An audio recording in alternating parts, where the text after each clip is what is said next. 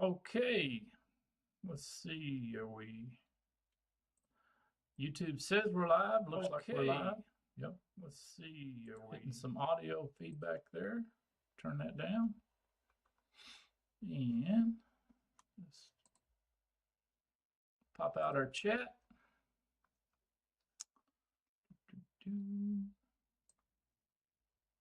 And I sure wish there was a way I could set this to default to live chat. I have to change it every time. Wish there was a way you could set the default on that.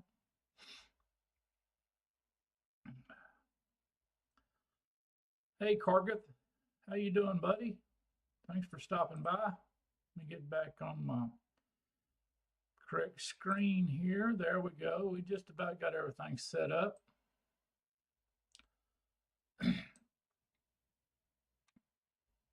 All right, we're ready to go. The one and only vaping show that starts on time. There's Adrian. He's back from his holiday vacation retreat. Whatever you want to call it. We missed you, Adrian. I hope you got some stress relief from your little vacation. I know that's what they always used to mean to me. I might have been tired when I got home, but at least I didn't have too much stress. Got back on Monday. All right.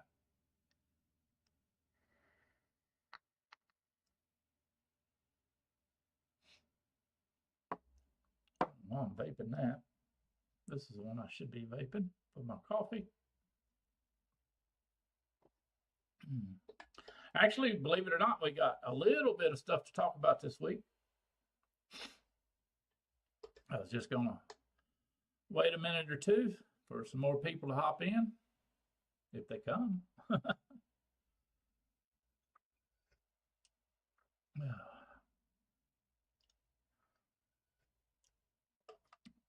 Well, Adrian, I don't know if you watched the replays, but I did, because of you, I did give temperature control a try.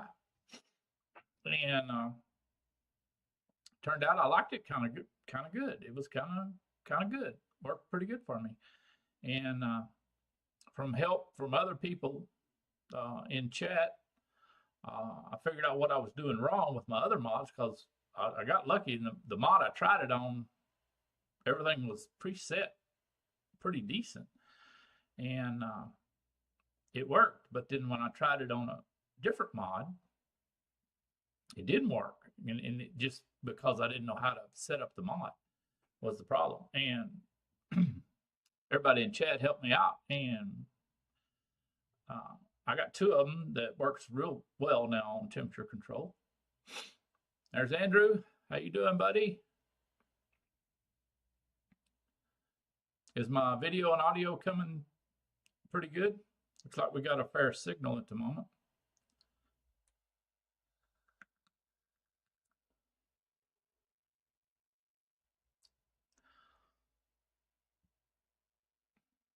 It was a nightmare last week because,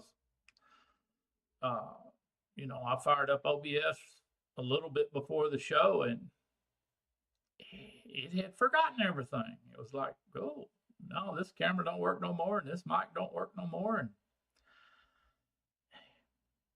had to go in and reset everything. So I hope I'm sounding all right. That was my main issue.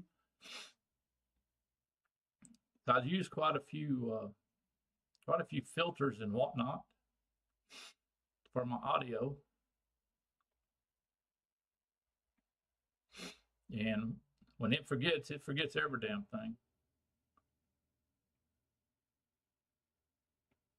Also, let me know if y'all can hear the air conditioner in the background. Let me know if you can hear that or not. According to my readouts, you shouldn't be able to hear it, but I wanted to make sure. Volume's a touch low. Yeah, I can, hold on, maybe I can fix that. Let's see.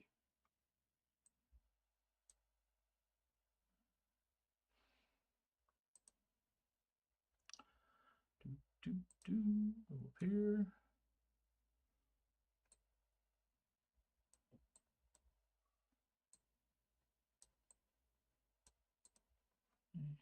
Close that out.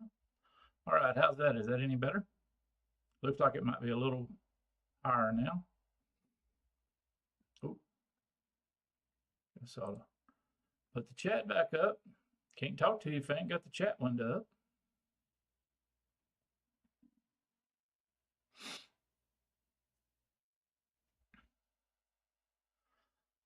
I had the gains cranked way up this morning, and then I coughed and throw them all, pegged them all out. So I backed it back down a little bit. That should be a little more volume there. Let me know. I think I can bump it up a hair more.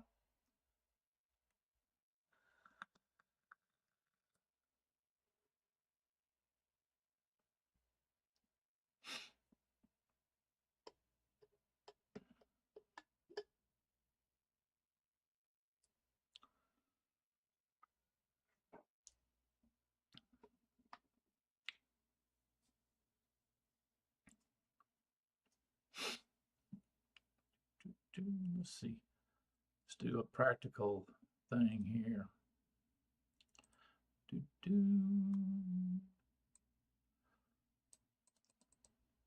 little more. Close. That's not too bad. I could go up a hair more.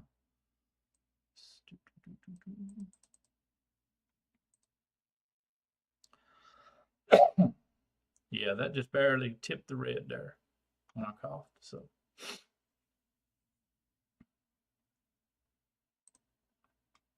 get you back up. That should be a little better.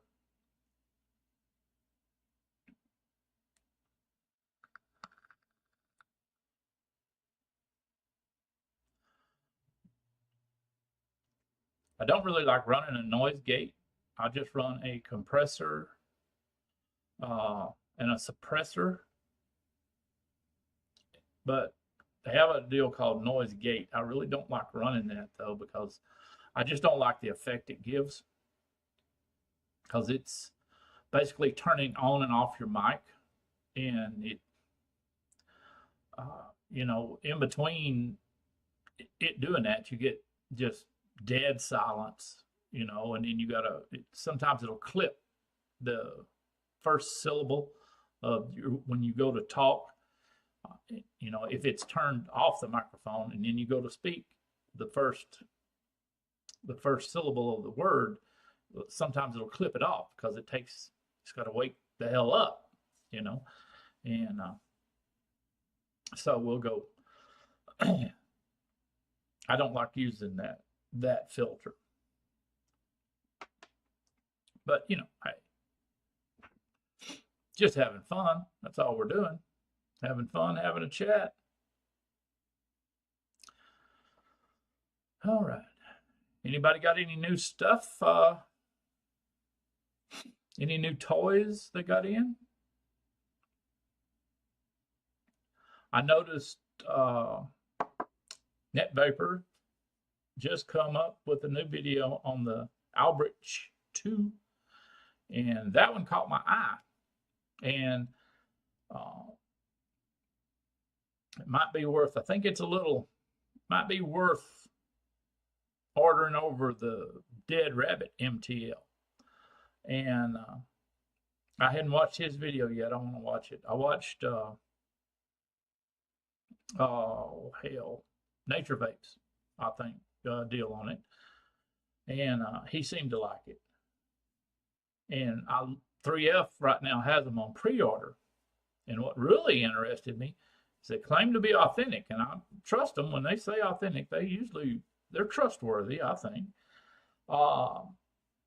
The colored ones are only $21, and the stainless steel model is $19. It's $19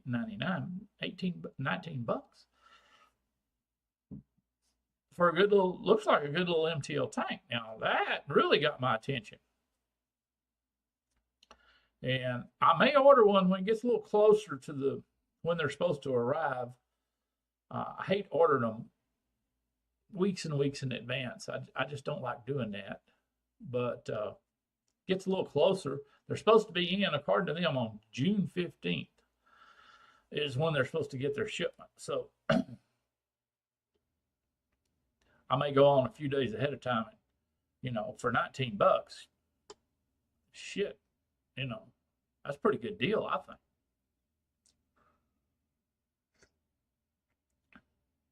So I believe it has top airflow and air pins and all that, all the good stuff,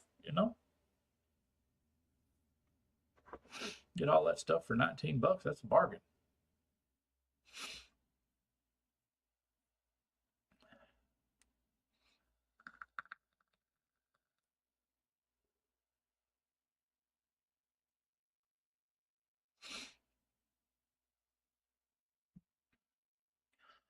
Well, I'm sure everybody here that's in chat at the moment has already watched my little Iron Fist video. And I'm still got it sitting here using it. I'm trying to use up this lemon juice that's in this pod so I can wash it up and put the pod and everything. And I'll probably put it back on the shelf until my other one my little Evio just wears flat ass out. But I hate wasting juice. In fact, I got to vape this other one too. I guess I'll vape it. I guess I will take it back to the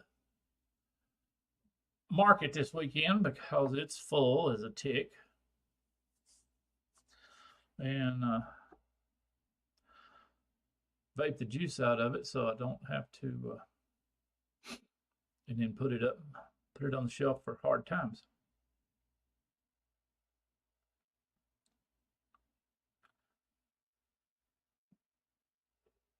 Yeah, so I've got so many of them now.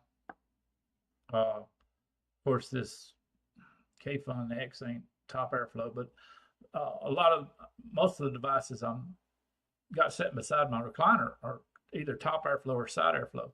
And you get so used to it that you forget.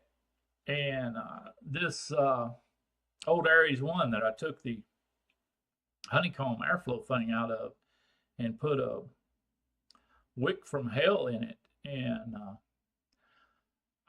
the other day I wicked it just a hair. I changed the cotton and I wicked it just a hair too little. And shit, that shit just come pouring out of the damn airflow holes, after a few hours. And it's like, what the fuck? You get used to that top airflow and not having to deal with that stuff. If you underwick it, it just gurgles. It doesn't pour out the tank.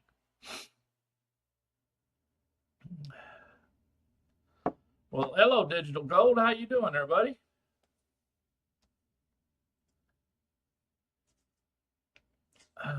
I'm glad I could save you some money.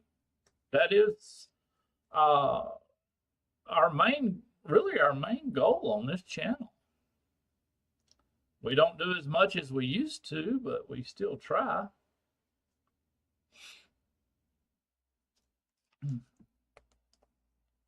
Every chance I get, I try to save people money, because that was what interested me or hooked me on vaping. When I first started was, God damn, look at how much money I'm saving. I can make a car payment on the money I'm saving. And that was what one of the deals that hooked me. Of course, the other thing that hooked me was, the damn thing worked. It totally satisfied my nicotine cravings. So, but the money was just, but this was 10 years ago though, but it blew my mind, And I was really hyped up about it, like most vapors get, and like a reborn Christian, And I was my selling point when I would try to get a smoker to switch over was I would show them how much money they would save. And that didn't seem to affect some of them. And they weren't like they were rich people, okay? They were just regular blue collar workers, you know, and it just didn't affect them as much as it did me. I don't know. Of course, I'm tight. You know, I squeak like hell when I walk. I've got a can of WD-40 in my back pocket, you know, so maybe it's just me.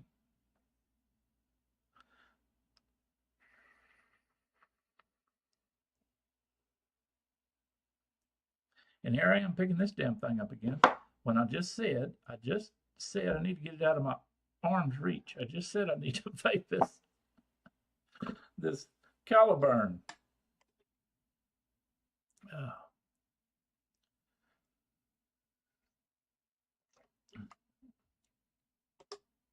Okay, now the first little deal I wrote down to just talk about today, I thought was interesting, was, you know, Jay Hayes and there's Neil. How you doing, Neil? Thanks for coming in, buddy. But recently, Jay Hayes called out Aspire, I think, for wanting him to sign a contract, and Vic put up a whining video, what I call one of his whining videos, and you know, he was whining about the same thing. All these Chinese companies want Team Free Shit to sign contracts with them now. You know, and all this kind of good garbage. Now, I got one of them years and years and years ago. And it was some company I'd never even heard of. Anyhow, they said that they, you know, they didn't really get to say I had to, but they suggested that, you know, I give them a good review and I let them watch the review before I posted it. I never even replied. But this was years and years and years ago. But now what interested me on the new deal, on this new thing, these new deals, is I would be interested to know what reviewers had signed contracts with what companies. Okay? Because that's going to either increase or lower the amount of trust that I have for these reviewers. Now I asked, commented on Vic's little video, and he hadn't gotten back to me, and I doubt very seriously if he will. But I did ask him, I said, can you post, since you have gotten some of these things, can you post a list of companies that require you to have one before they'll send you stuff? That's what I'd be interested in to know, because, you know, if this one company requires you to have a signed contract with them before they'll send you free shit, and you see this reviewer over here doing a video for them, and he says they sent it to him for free, then you kind of put two and two together and you say, well, maybe he signed a contract. Maybe I should kind of lower the trust level here on this particular device, you know.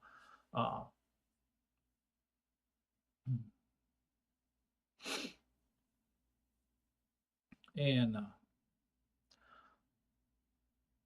you know, so anyhow, I would be really interested in knowing, you know, not that I blame the reviewers, because, you know, some of them, won't mention any names, but, you know, some of them bet the farm on a damn vaping YouTube channel, and now all that shit has gone to pot, and so they're advertising pot.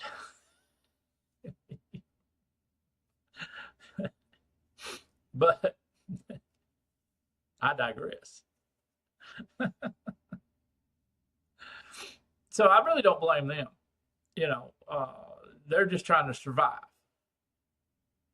You know, and if they really, if they really bet the farm on it, I really can't. You know, they're just trying to survive. So, you know, but that's all. You know, we just so. I mean, there's been those kind of reviewers, forever. But it used to be real easy to figure out who to trust, who not to trust. And nowadays the lines are, we had it figured out pretty good for a long time, but now this deal has kind of maybe blurred the line a little bit here, and maybe we just don't don't trust them quite as much anymore. So anyhow, I just thought that was interesting.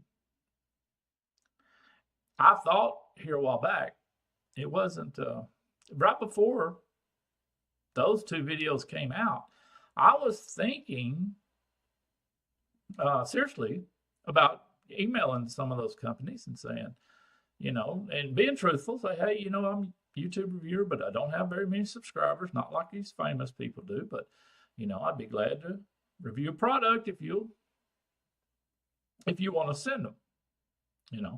Now I definitely never would have signed no damn contract, but I was curious just to know how many would send somebody like me something.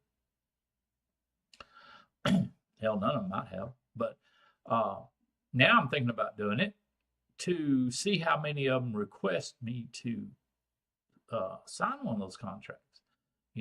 Not doing it to get the stuff, but just do it to see which companies would require me to sign one of those contracts. And then we could kind of do a video on that. So that'd be kind of neat. I may do that if I get bored. Now, I'm going to jump around here on my little notes. I was, surfing YouTube the other day, and in my feed pops up this video about an RTA, and it's called the Stigmata by Holy Addy. And it was a rewick and a recoil and a rewick video was the one that popped up. I'd never heard of it, so I watched it. Oh my God. If you haven't seen, there's very, very few videos on this thing.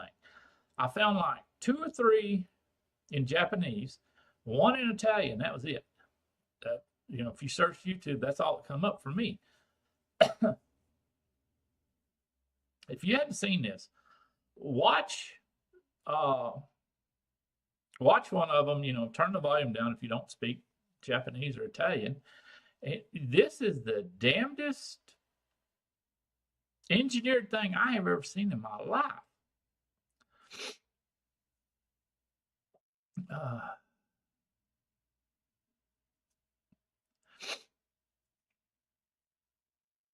Yeah, now that you mentioned that, Neil, you don't see very many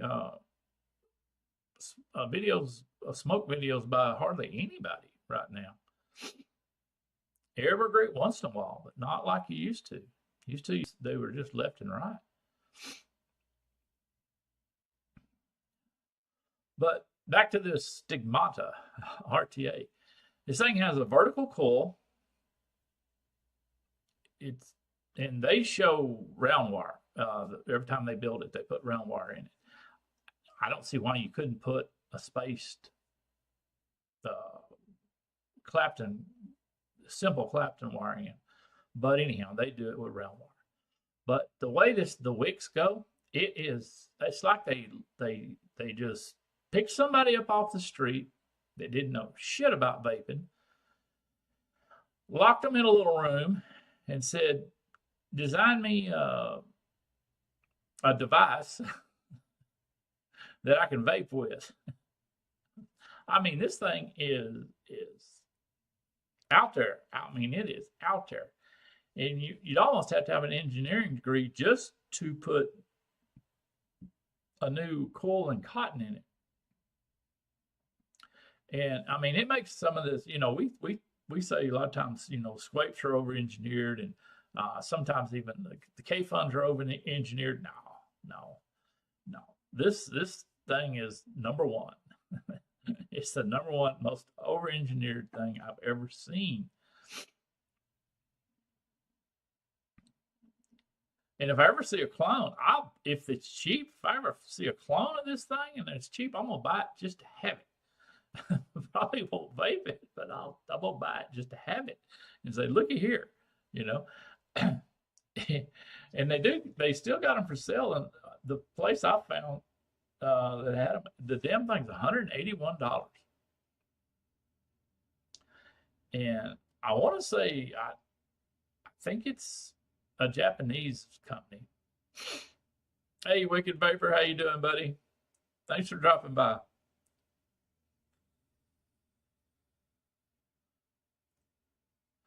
But this thing was the most,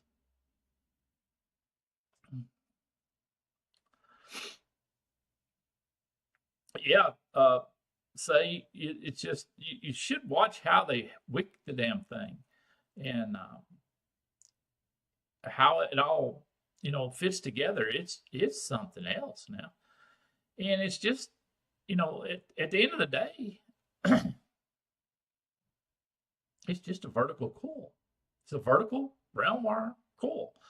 Well, now, back in the day, when they very first started doing vertical coils, they were better. The little throwaway coils, they were better than the horizontal ones, and this is before mesh, Yeah, Andrew, you got to watch the video, man. It will blow your mind what you got to do to wick this damn thing and put a coil in it. But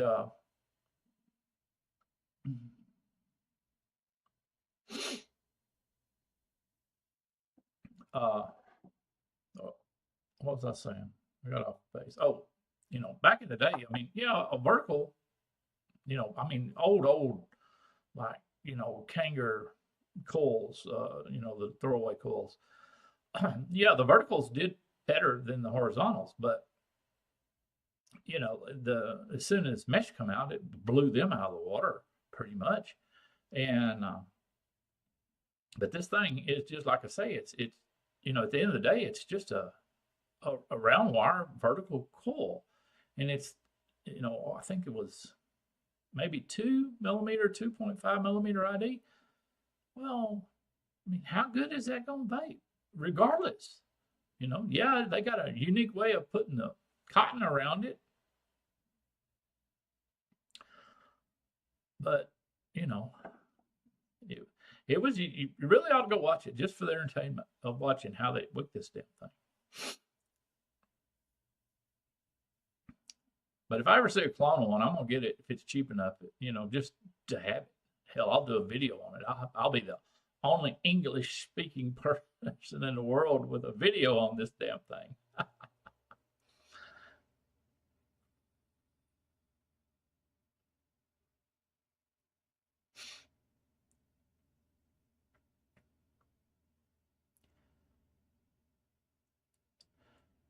And yeah, it was what killed me, it's in yonder now, my Fev.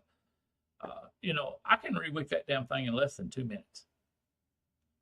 Clean the coil, not replace the coil, clean the coil, rewick it less than 2 minutes. And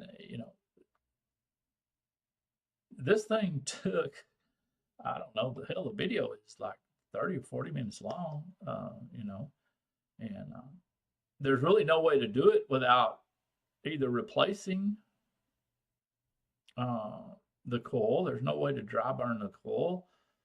You got, maybe that's why they use round wire, because you basically, it appears to me like you would just throw the coil away, when back like way we used to do those old Kanger coils, heads. You didn't try to dry burn it or any of that bullshit. I mean, you just you threw it away, you wrapped you another one right quick, put it in there, put some cotton in it, and rolled on.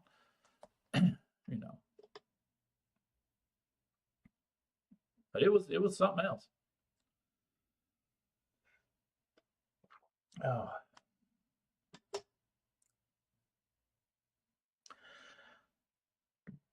Now for the folks in, we got a few. Hey, Robert, how you doing, buddy? Thanks for dropping by.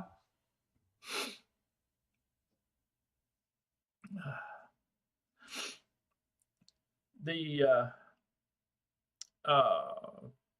for the people that didn't catch Phil and Demi's latest video, Dash Vapes now has a USA place. It's in Florida.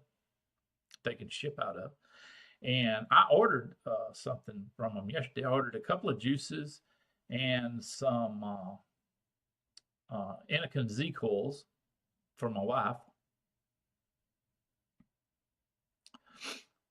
Hell, Corgath, you don't know how many pro tanks I got. I probably got 5 normal pro tanks and probably a dozen pro tank 2s and 3s. I bought a case of pro tank 3s, the minis. I still got half a dozen of them brand new in a box. They're clones, but they're back in the day when they did 1-to-1 clones. You know, they're good stuff. I mean, they're good.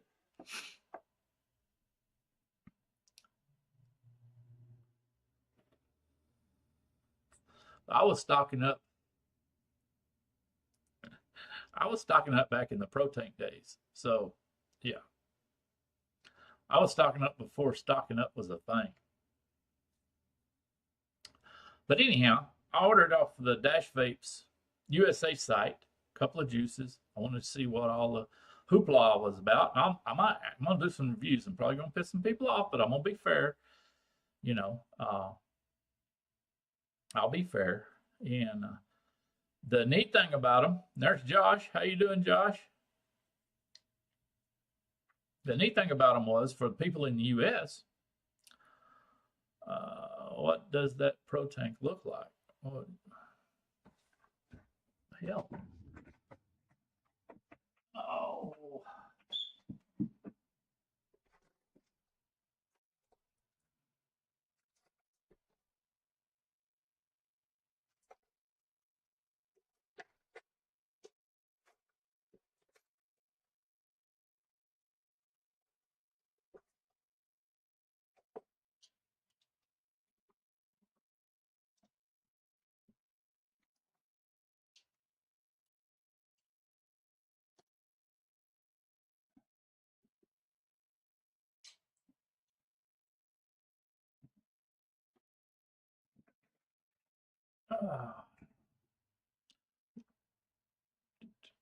Well, Neil, that was the original pro tank, and you could tell because the drip tip don't come off. It's made into the top. It's a bottom fill, takes a throwaway coil, which can rebuild if you've got any dexterity whatsoever. And these are this was the Pro Tank 2, and the top's different, drip tip comes out, and it took a different coil. And this one even has the aftermarket adjuster down here at the bottom where you can adjust your airflow. That's an add-on. That didn't come like that. It just came with a deal at the bottom with holes drilled, and you couldn't jack with the airflow. But it took a different coil. It had a dual coil, where it had two little bitty ass coils in there.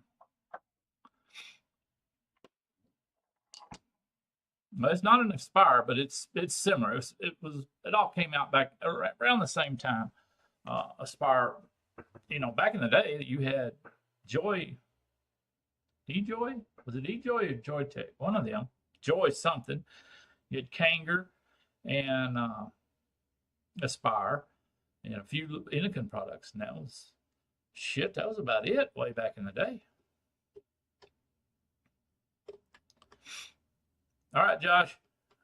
But, and I don't know what the hell Kanger's problem was. They could have been just as big as any vape company out there. And they I don't know if they dropped the ball, if the people owning the place didn't understand what the deal was. But they were, a solid company and had a lot of the market. And, they could have been just as big as anybody that's still left today.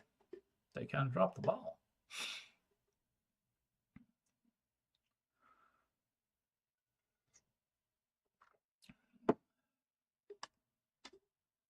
Yeah, Andrew, hell, I got videos on that, how to rebuild them. And believe it or not, you ought to go watch it just for nostalgia. But the Pro Tank 2 or the Pro Tank 3, the ones with the supposedly dual coils, I actually have a video on how to rebuild that and put in a 3mm inside diameter coil in them damn things.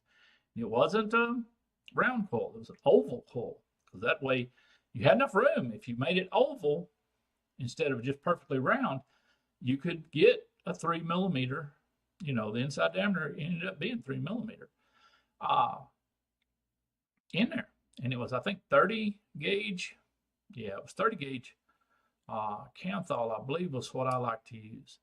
And you would get a pretty decent vape off those, because it's a big old coil, and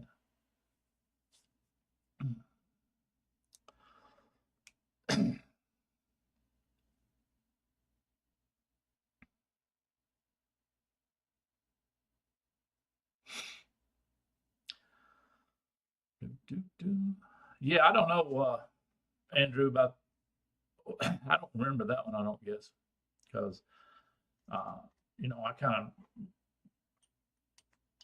quit using those when some good clone RTAs came out, because that's already, if you're rebuilding a damn Kangaroo Pro Tank head, putting a coil in a regular RTA ain't shit.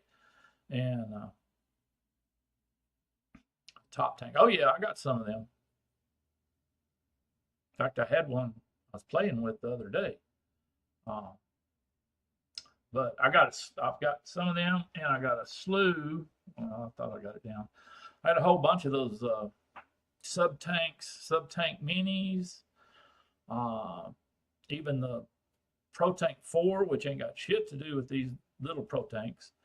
I got just a laundry list of those things.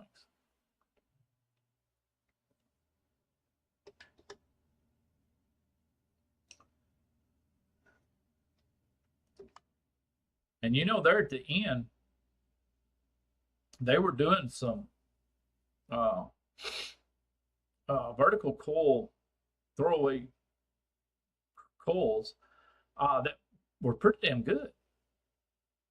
They weren't no direct lung things, but they would give you a pretty decent, pretty good vape and a good bit of flavor.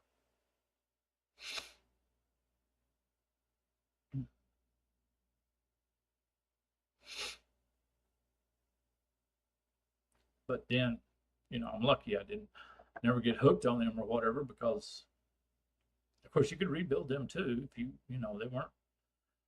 That was the only good thing about Kangaroo. They, excuse me, they never really made their little coil heads almost impossible to rebuild. There was always, you could get them apart fairly easy compared to the other ones at that time, and put you some new wire and some new cotton in them.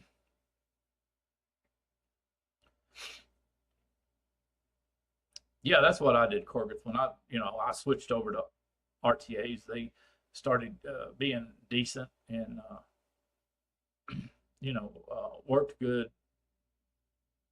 And the little mods I had at the time would, if you built them to around 1 ohm or 1.1, 1.2, that little bitty mods I had at that time would fire them. And yeah, we just kind of moved on.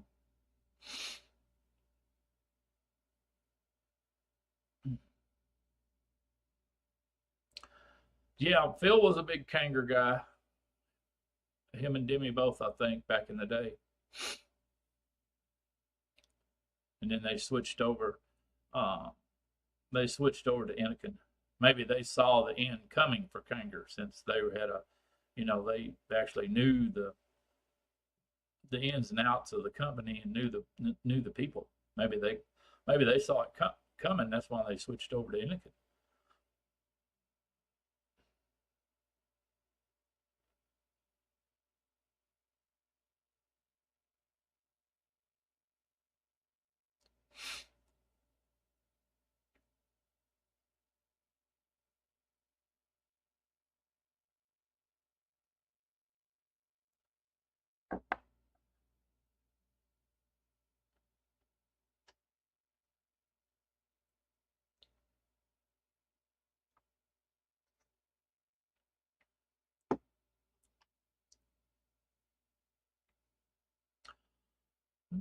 Well, my deal says we have dropped a few frames, but my internet strength is still pretty decent, so looks like we're doing all right.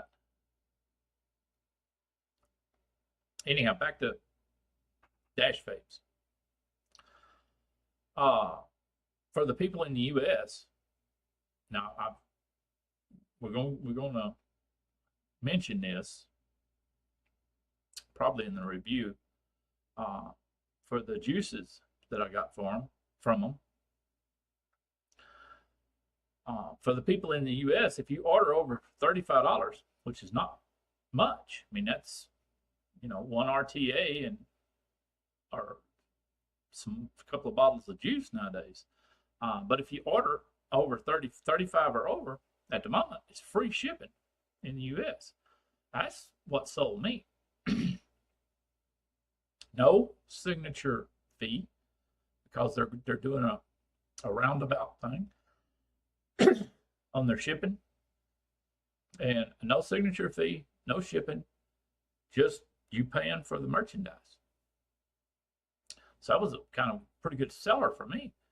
And the only thing I will say, their website, it's all brand new.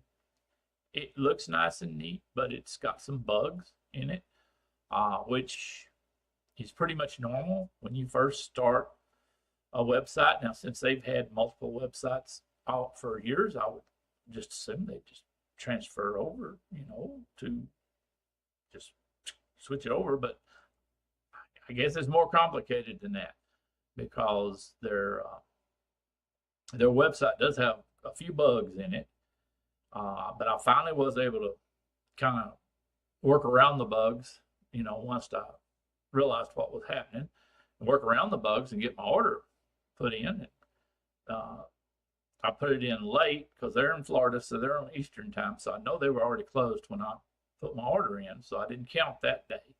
But they sent me, and this was yesterday, so they sent me an email bright and early this morning, said my order had shipped. So we'll see. Now, I'm on the other side of the country, so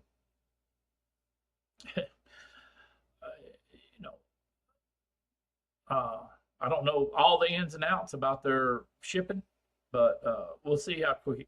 Normal mail would take 5 days from Florida to here. Why it takes 5 days, I have no idea, but because it's government run, that's why it takes 5 days. But anyhow, we'll see.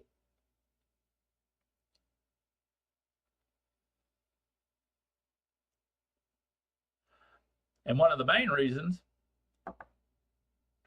I decided to give them a shot, because I've been wanting to try some of their juice, that unsalted juice, for a while. And there's not a whole lot of places over here in the U.S. you can get it, unless you get it shipped from Canada. And they didn't offer a small bottle, I guess you might say. So I got some 30 ml bottles for, one was $8, one was $9.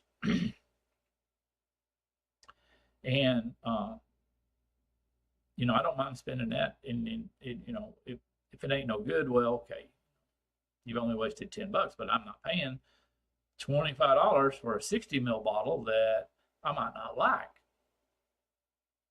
Flat can't stand, and then it just ruins on the shelf, or I give it away or something.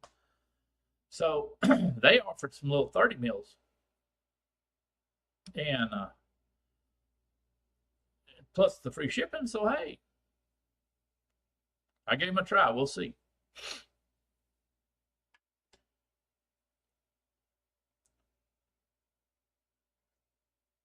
Hopefully they'll get all the bugs worked out of their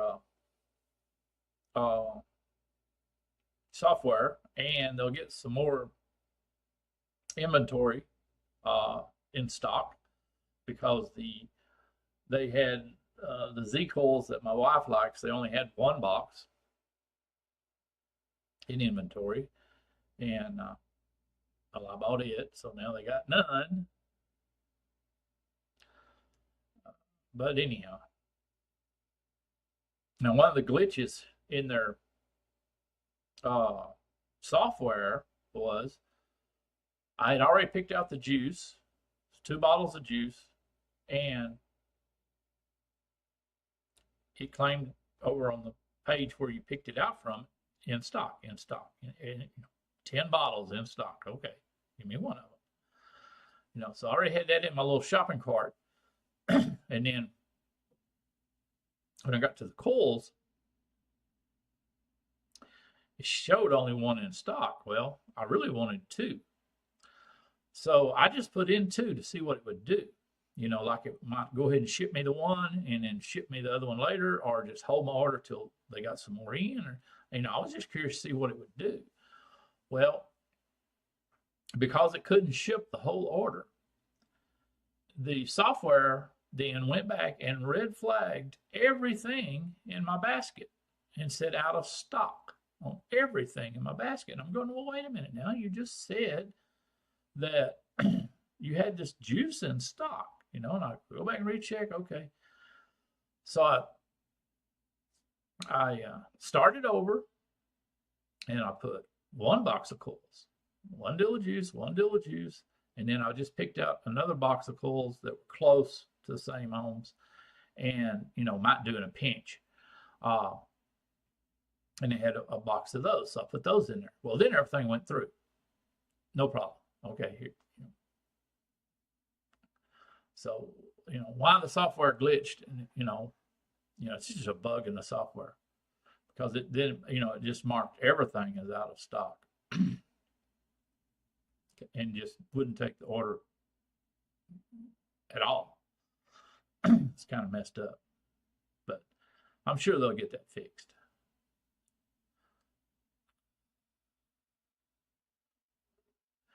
Now, something else that I thought was another glitch, you might say. So when they sent me the damn,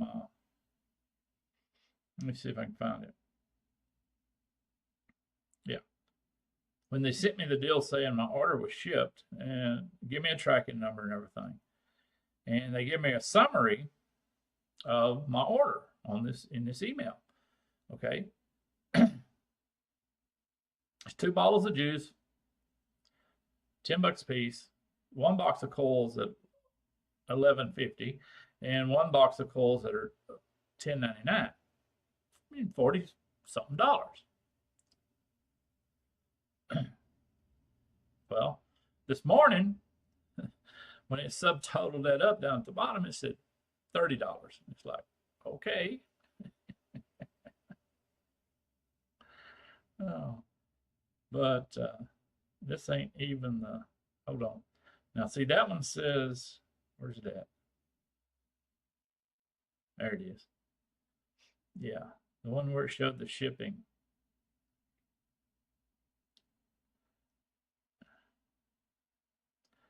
And see, these, the ones where it showed the shipping are totally different individual price, but it still comes to nearly $40. Okay, it says grand total of $30.34.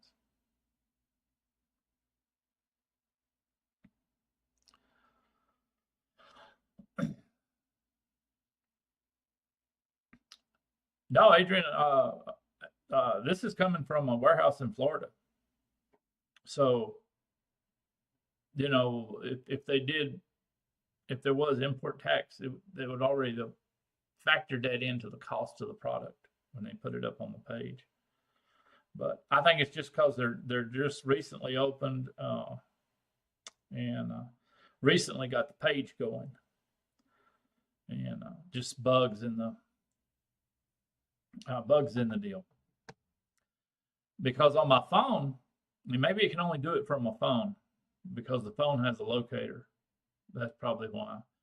Because if you open their app from your phone, it automatically sends you to which warehouse that you will be getting your stuff from. In other words, it sends me to the Florida warehouse. If you're in Canada, it sends you to the Canadian warehouse. And I guess if you're in Europe, it sends you to their Europe thing.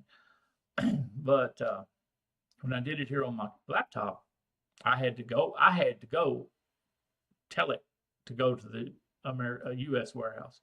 I guess because the laptop didn't have a locator like your phone does. Probably why. I was curious about that. I just now figured it out.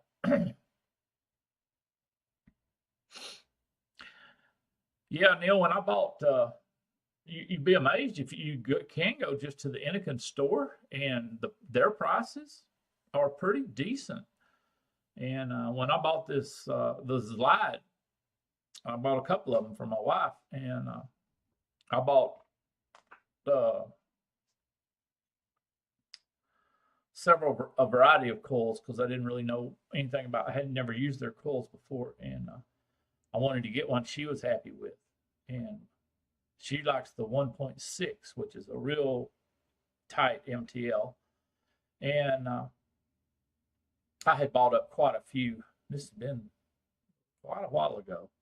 I think I bought 3 or 4 boxes of them, and I noticed the other day she was getting a little bit low.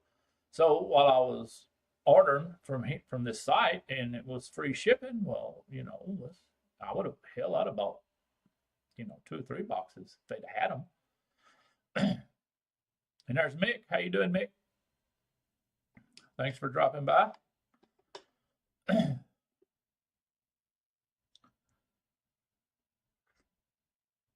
But we're gonna give them a try, see how long it takes to get them here.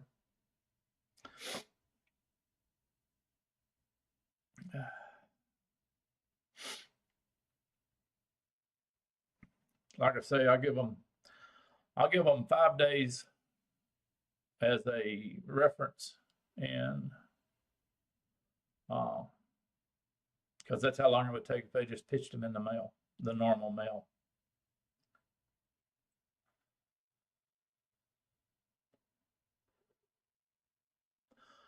Oh, that's good, Mick. I'm glad you got that fixed. That's a common thing on clones. A lot of times you gotta do a little work to them. Sometimes there'll be some bad machining or a hole clogged up, or the normal deal is bad fit on O-rings. That's the normal stuff you have to deal with on clones.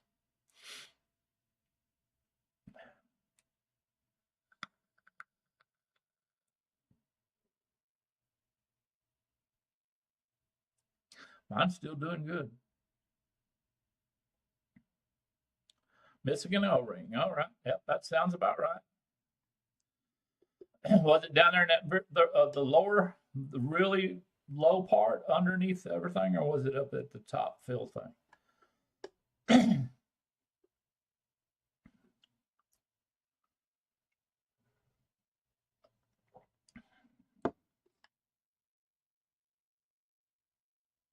I'm guessing it was at the bottom, since you said you only had a problem when you filled it. That was the main time you had a problem. Yeah, under. See, and that's the bad part about that, because you don't have to really totally disassemble that lower section, unless you want to clean it, or unless you want to look at something. Under normal, I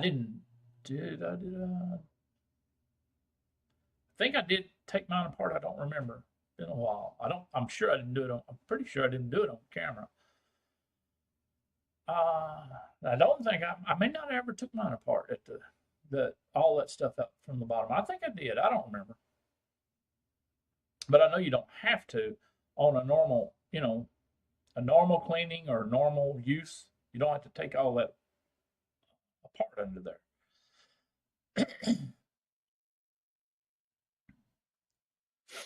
Of course, if you just, you know, got it in and if you don't watch a video where somebody does take it apart, you're not for sure if there's where the hell there should be an O-ring and where there shouldn't be an O-ring.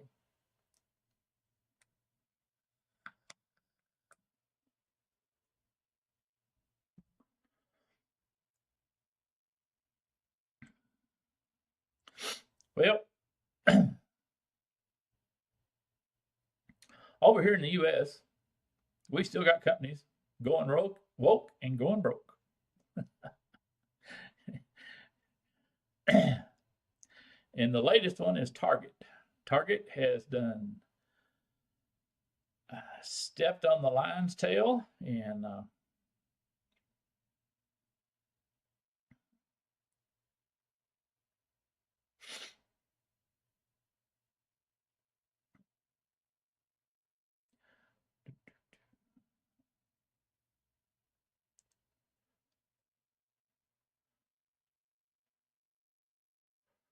well, that could be maker, or you could replace the O-rings on that.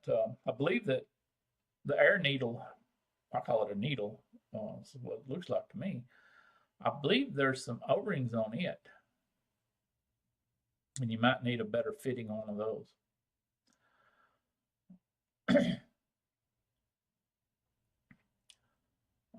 But yeah, Target's they didn't learn the lesson, and everybody now, it's the Bud Light thing is so popular.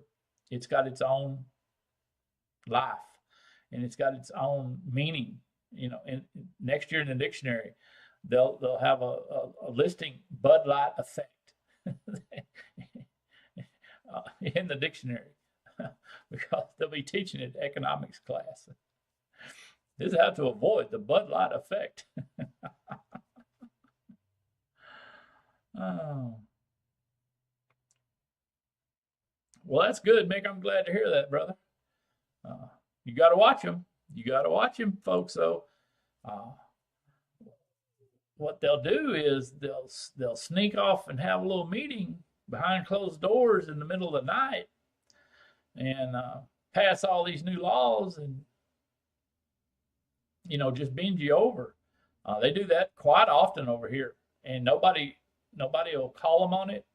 You know, nobody will hold them responsible.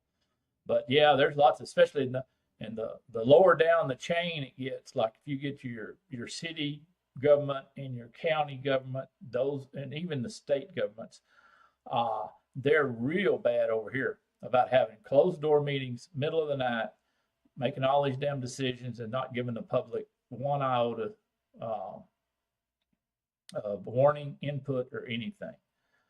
And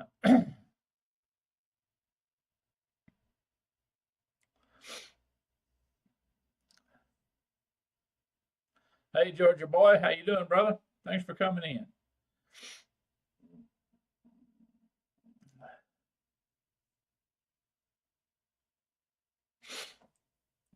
But yeah, we get a lot of that, and the lower down the food chain in the government, the more it happens over here. But yeah, they'll have a little closed door meeting in the middle of the night.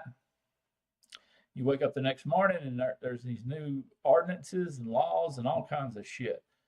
You know, happens all the time over here, especially on little minor stuff, all the time. Now, the deal that caught my eye on the Target thing was what they were selling. And I had to actually, I was watching, it was on YouTube, but the guy had put up a,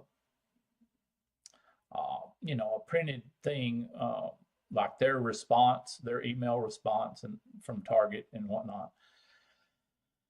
And I had to actually pause the video. I was watching it on my big screen in the living room, okay? I had to pause the video, get the hell up out of my recliner, walk over to the TV where I could read what the hell the print said. And I had to read it 2 or 3 times. Then I read it to my wife. Then we both laughed our asses off. But it seems like one of the items that they were selling were these swimsuits. Okay? You can give no picture. Anyhow, it was these swimsuits for trans people that were originally males and haven't undergone any surgery yet. Okay? And these swimsuits were designed to where you could tuck your stuff in and you wouldn't have a bulge. Swear to God, that's what it said. I didn't even know such a thing existed. I really didn't. Of course, I'm old. I'm out here in the middle of the desert, you know. Maybe I should keep up with current affairs more. But yeah, they makes you wonder just who the hell engineered this and thought up with it to begin with. But yeah, it was these swimsuits that so you could tuck your stuff in, and they were supposed to, I guess, they had an inner real elastic thing that, pushed your stuff back up into you so you didn't have no bulge. You can't make this shit up. You can't do it. Not in today. You can't, nothing today. But yeah, it blew my mind.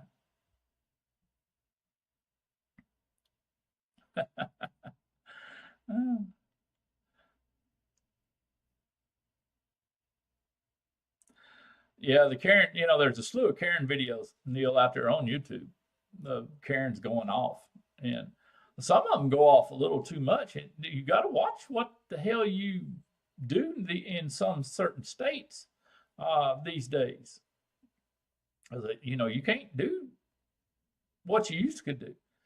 And I've seen several older Karens get a little racist with their language, and shit, they're locked up. I mean, they go to jail, pay fines and shit.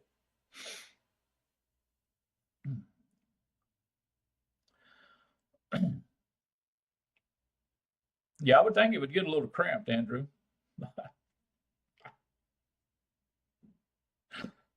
But yeah, I didn't even know there was such a thing. It makes you just wonder,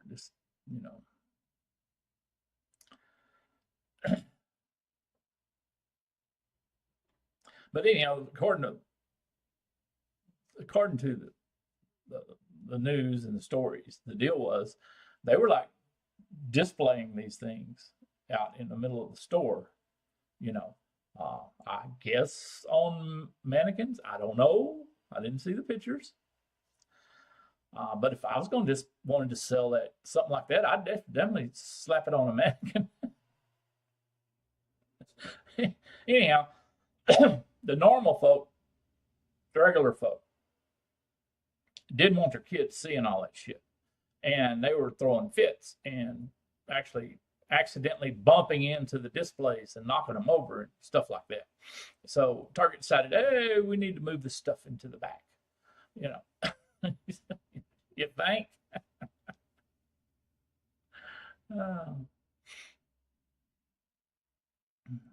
Oh yeah, you can't say you can't talk nothing like you used to talk, in public. You just that's why I don't go to town. I just stay out here in the desert.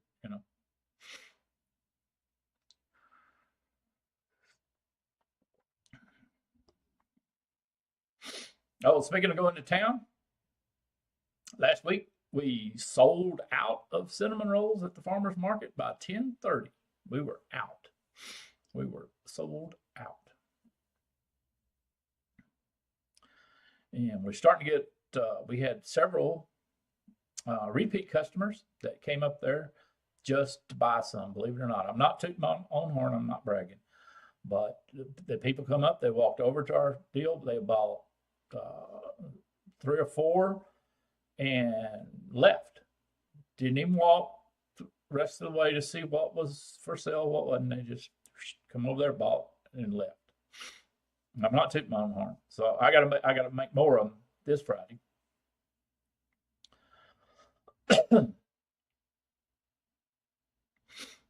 And I don't mind having them. I kind of like to have a couple left over just in case. I don't mind having a couple, 2 or 3 leftovers that don't sell. I end up giving them away. It's no big deal. But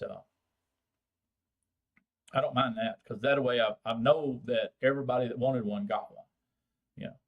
And I probably could have sold a few more if I'd have had them.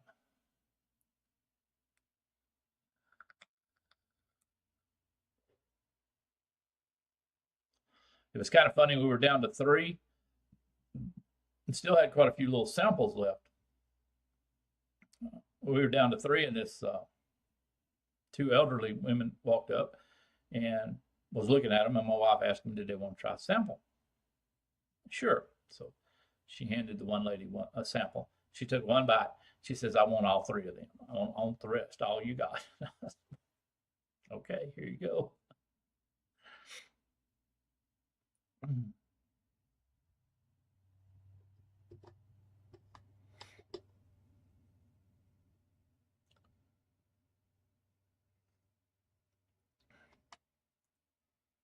So we're doing pretty good. I get those established real well. I'll do a version of them that I've got a recipe now. I've got to try it. A caramel icing recipe that supposedly I can sell up there. And so I'm going to do some what I call pecan sticky buns. And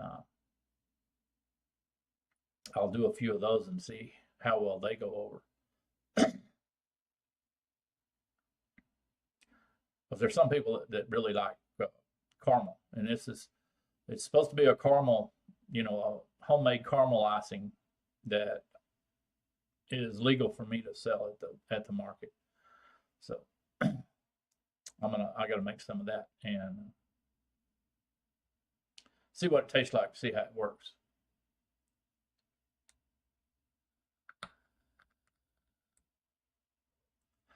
No, Neil, see, that's part of my trouble. At our farmers market out here in Arizona, you have to have what they call a cottage food license to sell. You either have to have a cottage food license or you have to have a regular license from the health department of that town or county or state. And one of the deals with the cottage food thing is you're limited to the type of stuff you can sell.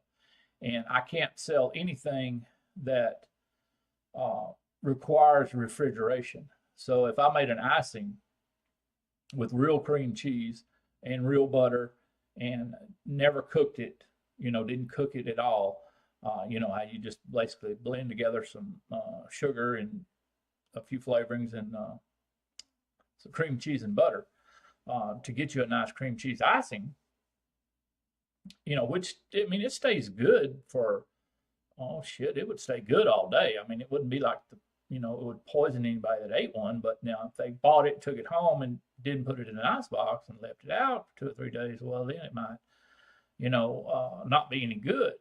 But they restrict me on what I can sell. So there is another baker there that has he uses an artificial flavor, a cream cheese flavoring that he puts into like an icing, and it kind of looks and mimics cream cheese a little bit, but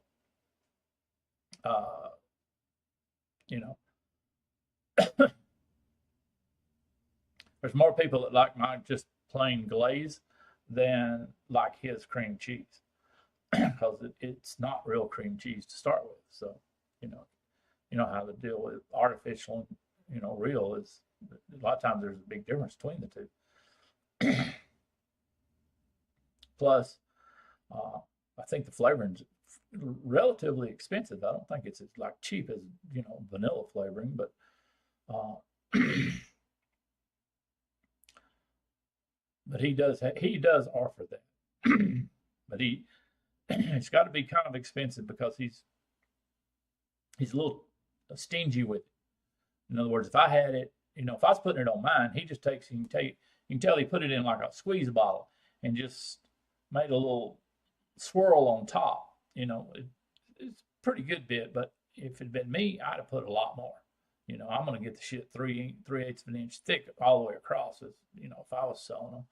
But maybe it makes it cost prohibitive when you make that kind.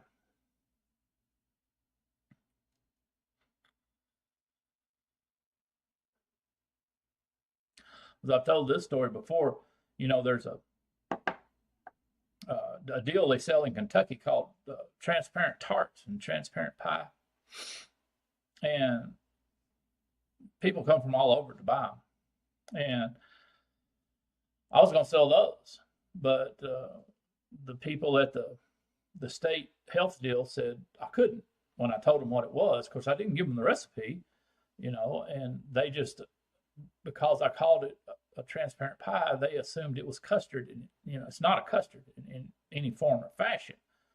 They assumed it was a custard and said I couldn't sell it because that would require refrigeration.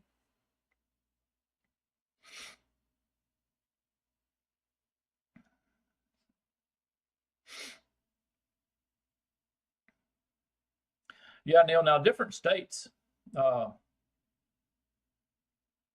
have different laws, and some states don't even have a cottage food law.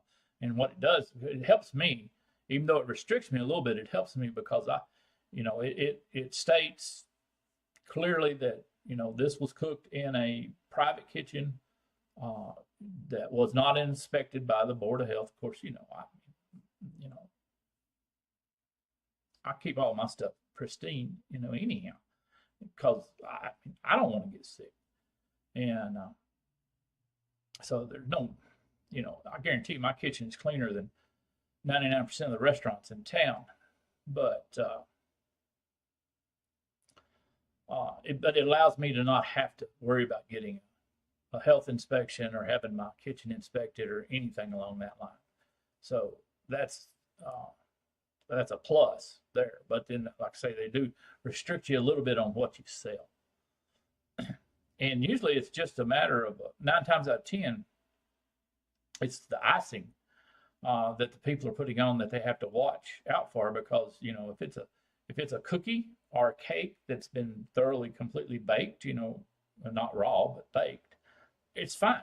You put anything in the world in it, as long as, you know, pretty much as long as it's baked, you know, or cooked. It's the stuff that's not cooked that you got to watch out for, like icing, for instance.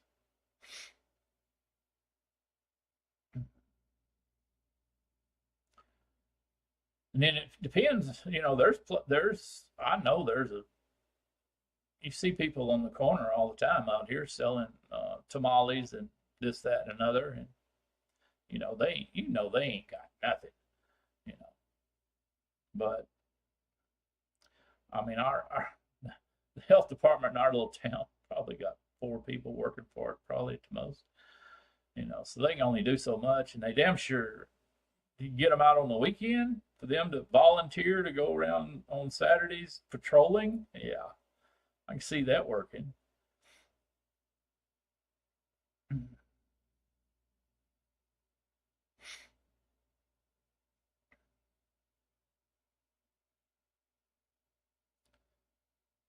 Well, see, now the homemade jerky would probably wouldn't be a problem with that.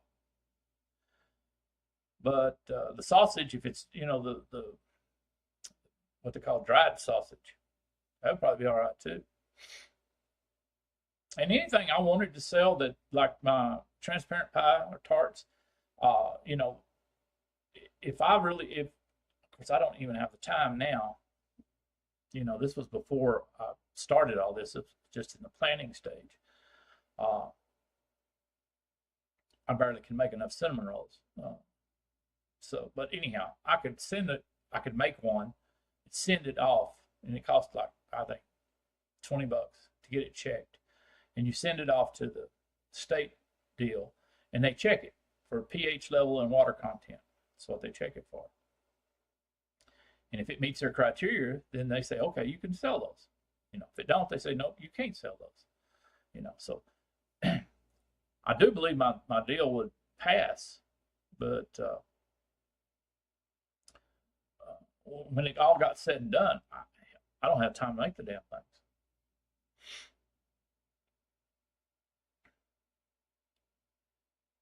Of course, not every flea market, or especially a flea market, they don't really patrol their vendors, you might say, you know.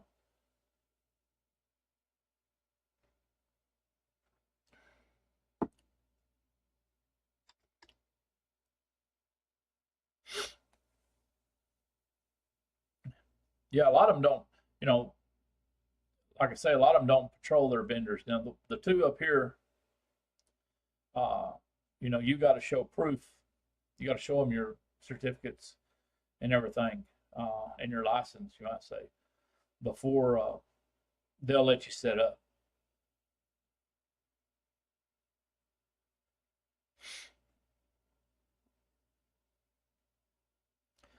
And the guy that runs ours, we were talking this weekend, and he said that he was surprised that the health department hadn't come and checked. He said usually they come once a year and check to make sure everybody's on the up and up. And he said he hadn't seen them yet this year. So I ain't worried. I know my shit's straight.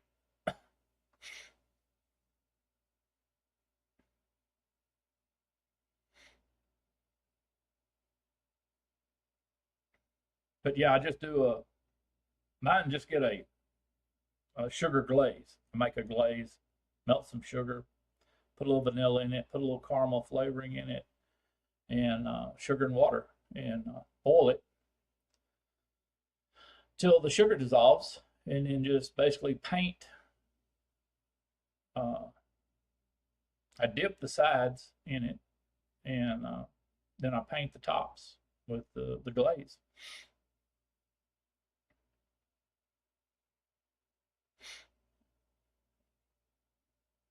That's why I run through so much sugar. We were here the other day. We were discussing if I was still in Kentucky, I'd be on the watch list because I buy so much sugar.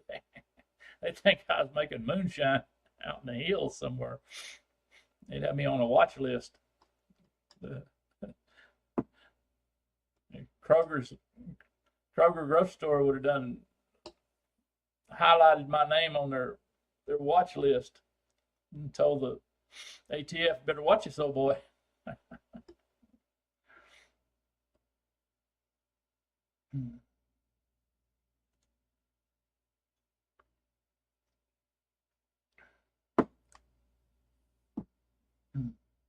We've had a couple of guys sell knives, and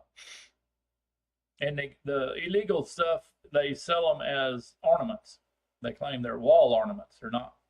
It's not really a katana. It's not really a broadsword. You hang it on the wall. It's an ornament. It's an art ornament.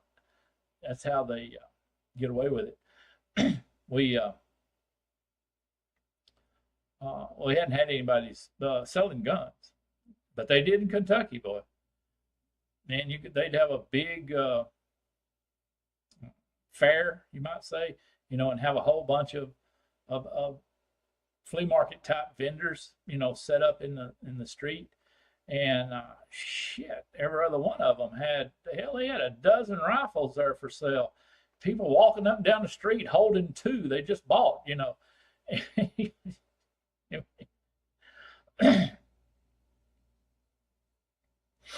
They sold the shit out of them up there.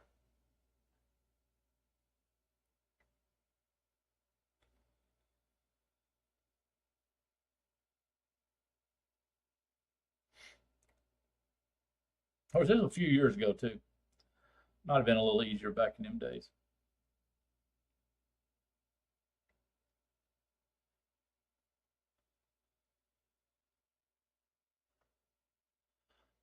Only thing they had this week, and it was the first time this lady had came at the market we used to sell at. There was several people would come and sell eggs. They'd sell chicken eggs, duck eggs, quail eggs, and they quit coming. They were, they always did well, did good, but they quit coming for some reason. I think because they lived, seemed like it kind of corresponded to when they really jumped the price of gasoline. And I think they just lived too far out, and it cost them too much in gas. It was just killing their profit to hell. So they just said, piss on it, you know. But there was a lady, or I don't know if it was a lady, it was a couple this week that had, they were selling some quail eggs and some quails too. They had live quails if you wanted full grown live quails and eggs. People buy the shit out of them quail eggs. I've never used them, but everybody that always brings them usually sells out. And they're expensive as hell too.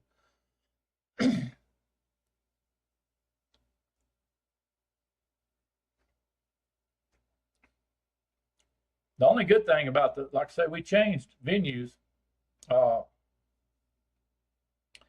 and the market we're at now, you can only sell stuff that you made or raised or grew. You know, you cannot be a reseller. In other words, you can't buy shit from China and just resell it. They don't allow you to sell there. So it's kind of almost like a real farmer's market where everything is uh, either handmade, hand grown, hand raised, at home, and makes for a better deal, in my opinion. You know,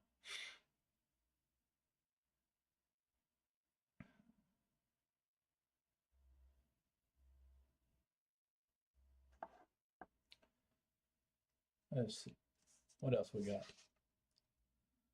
Oh, we got this.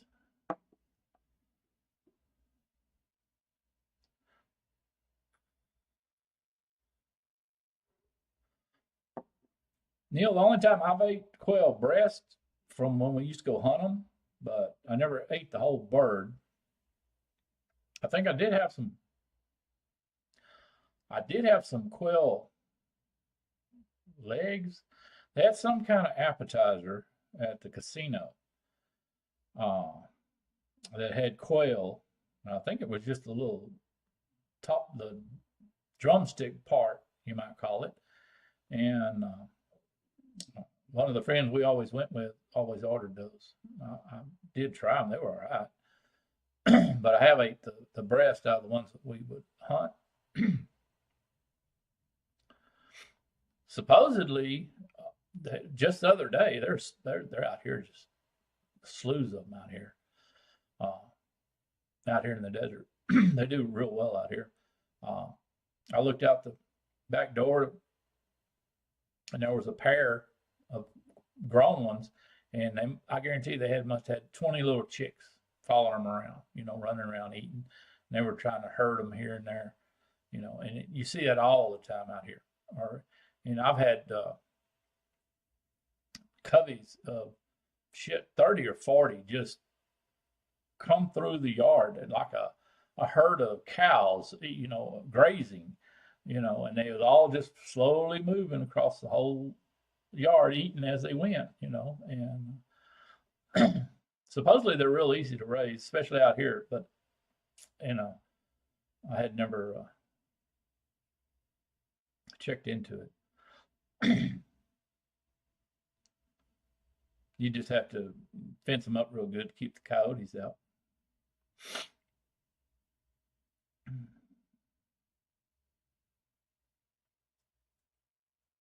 All right, Adrian. Thanks for coming by, brother.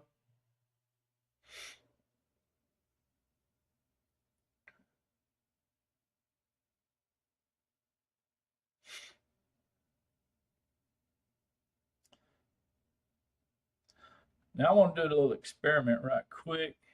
Let me type something in chat here. We're going to do this.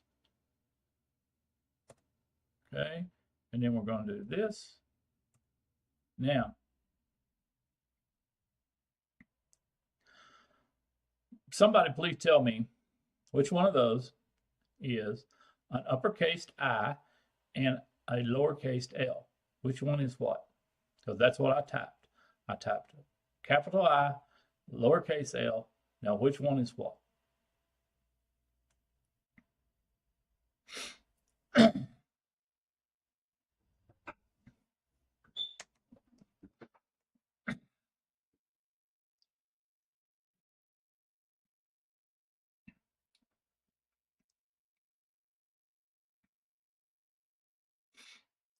This is one of the, in my book, the English language don't work too good.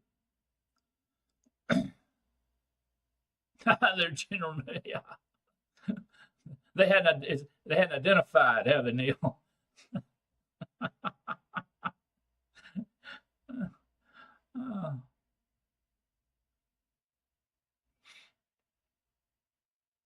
Well, see, now I couldn't, let me type them side by side.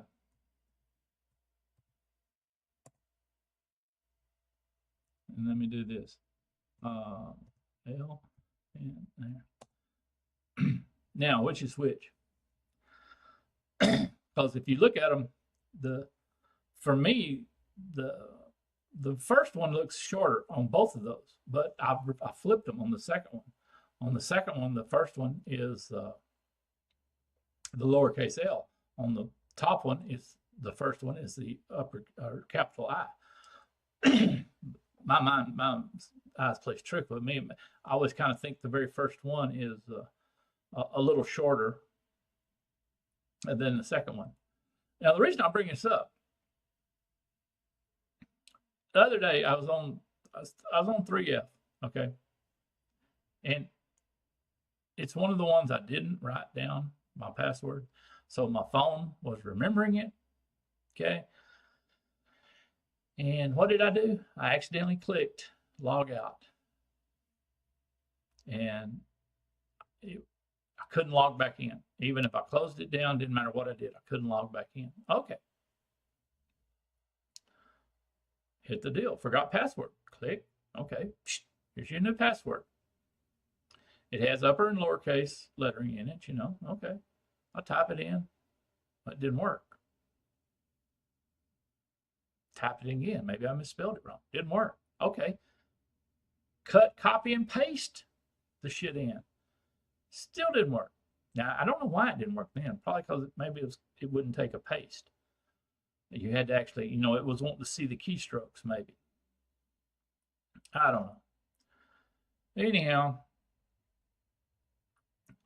but you can only do it a few times. If you mess up 5 times, it locks your account. Okay, emailed them, made a ticket. Hey, look, I was trying to change my password. Shit didn't work. Now my account's locked. Of course, the goofy ass message they sent back was didn't make no sense to me. Well, try it on a different browser. Don't matter what browser I'm in, you know. So anyhow, so today I just, you know, it should have been unlocked. It had been 24 hours, should have been unlocked. So I requested a new password. They sent me one. I type it in, it didn't work. So then I noticed there was one like that. I could not tell. I assumed it was a lowercase l. That's what I assumed it was. That's what I was typing in. It wasn't taking it. I said, well, I wonder if they think if this is an uppercase capital I instead of a lowercase l. Type that in, boom, works perfect. I'm back in, good to go. You know, so that's when I got to comparing them, and I'm like, well, who thought of this shit? You know.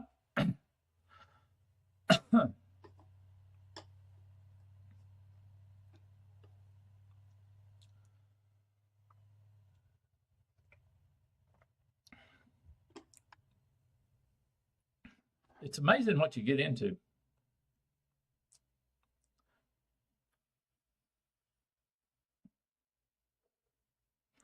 And all that over, I mean, I wasted probably an hour of my life that I won't get back just because I accidentally hit the damn log out button. Guess what? I got the shit wrote down now. And I know you're not supposed to do this, but if somebody breaks into my house, I'm worried about other shit than them getting the passwords to my computer. And none of my banking accounts, I have those totally memorized. They're not wrote down anywhere. But my normal bullshit passwords, like for Zoom or 3F or Amazon or Dash Vapes, Arizona Department of Health, yeah, we wrote all that shit down.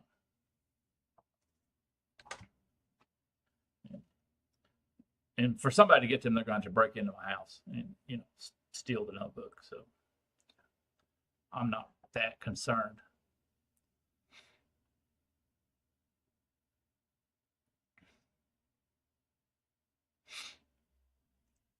Don't understand your question, Mick.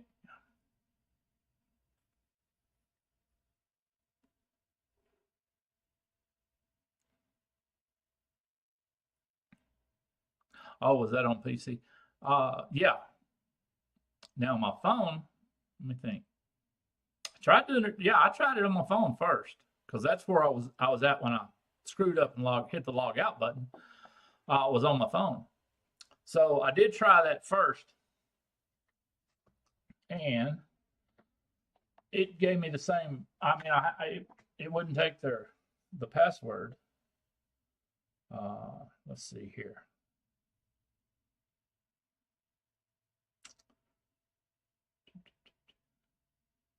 Now, see, on the first one they give me, it wouldn't take. I don't know why it wouldn't take it because the only thing. Well, no, I see why. The very last is probably an uppercase I, and I was putting it as a lowercase L. So see, both of the passwords are all three of them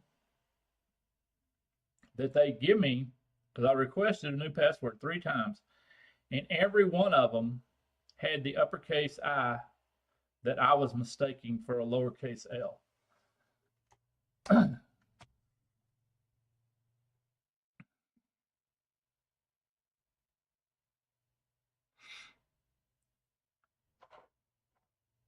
Oh, is that one of those things that remembers your stuff for you?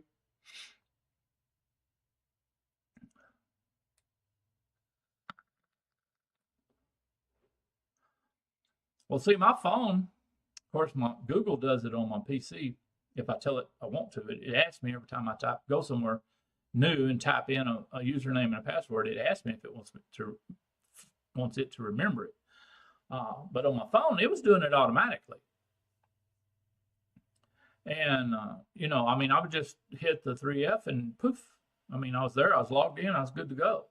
I mean, it would do it automatically. But when I made the mistake of logging out, it wouldn't log me back in, regardless of whether I closed the app down or anything. It would not. I had to physically type the shit back in.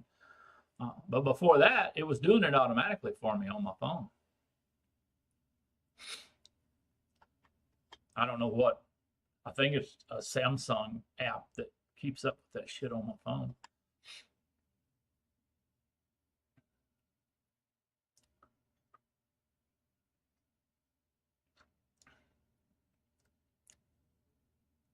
But then I got to looking and I went to actually just typing it and looking at them, and I could tell the difference between a lowercase L and a capital I.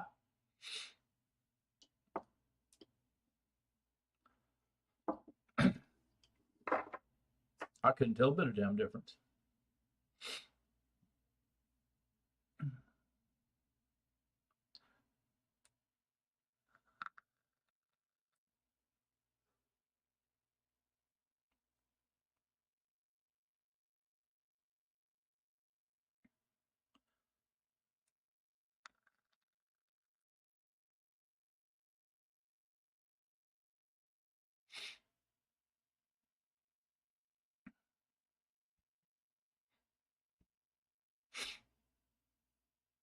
But yeah, I log out of the important stuff. I log out of all my banking stuff and my stock market stuff. I log out of all that, and I don't save the password on the computer, because out here, the odds of my computer getting hacked and them getting my password is a lot higher than them actually breaking in my house. It's still in my notebook. But all the important shit I don't never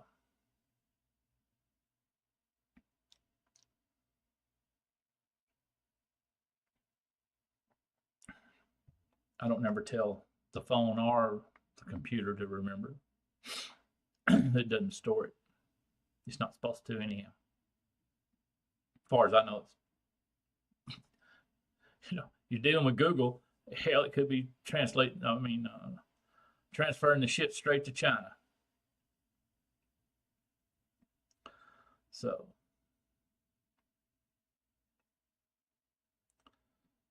you never, you're just playing the odds.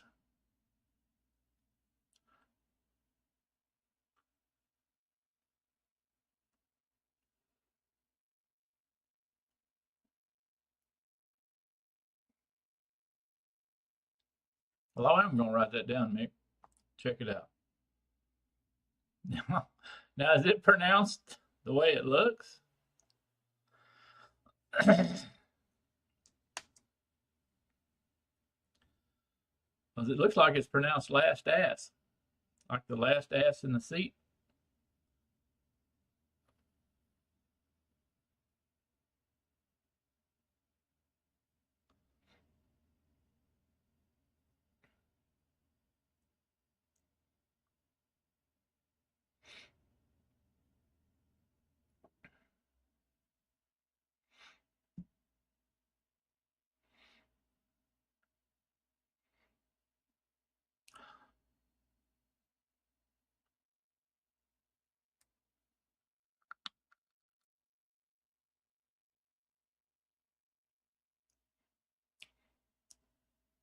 I guess if you want more than one device, you got to pay. Is that the deal? I'd have been good if I hadn't hit that log out button, because before that my phone was logging me in on its own as soon as I opened the site. But I hit that log out, and I've done that on other sites, and it wasn't no big deal. You just close the app and reopen it, and everything's fine. But on 3F, they didn't work that way. They wanted that shit typed back in there. And like I say, I know one time I tried cutting and pasting it, and that didn't even work. So I guess they had a thing there actually looking for keystrokes.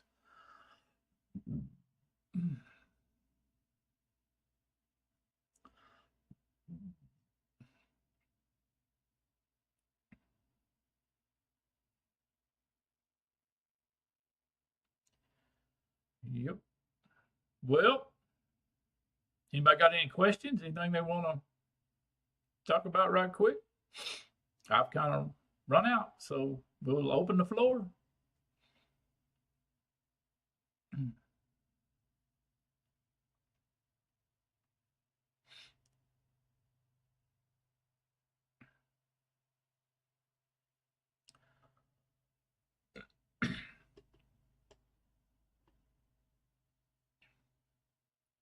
Shelf life of e-juice? Well, it depends on.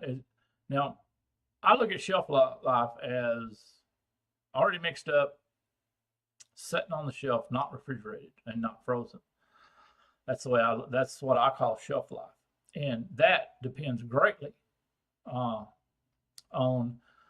what flavorings you used. There's a lot of flavorings that will, of course, it'll darken up. This is about normal. It's what I call normal. There's some that'll get a little darker. There's some that'll just stay this color. Okay. And there's some that'll get real dark. And come on, focus. Come back to me. Come back to me, focus. Gotta love these cameras. There we go. Now we're focused again. There's some flavorings that have a very, very low shelf life. And the juice will get real dark, but as long as long as you can see through it, if it's like Kool-Aid, even though it's real dark Kool-Aid, but it's, you know, translucent, transparent or whatever, you can see through it. I still think it's okay to vape if it tastes okay. But when it gets to the point I can't see through it, that's when I chunk it in the trash. And a few flavorings have a whole lot lesser shelf life than some flavorings do. I'm trying to remember one of them. There was a dark to start with, to a degree, TFA graham cracker crust. They had one that was dark, and then they had one that was pretty much clear. The clear would last forever. The dark wouldn't. You know, a month, and you can't see through it. You know, if I can't see through it, I ain't vaping it. And I think the TFA's Bavarian cream shortened the shelf life of a lot of juices. If you put some of that in, it would just go, you know. But I mean, this would be 2 or 3 months, you know. But there were some that would be just the way they were mixed before. I mean, you know, just a shade yellow or yellowish, you know. But some of them would be just fine, and then this other one, this done basically turned black. So it depends greatly on your flavorings. The nicotine itself will turn just a tad light yellow, just a tad, if you leave it out.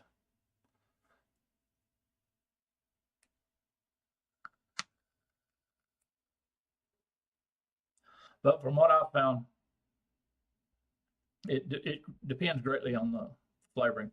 And, you know, most of what I've ever bought at, let me see if this, where's it at?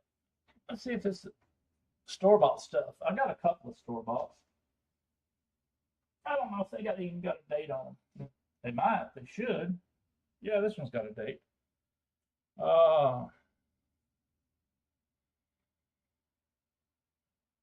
That would probably be about right.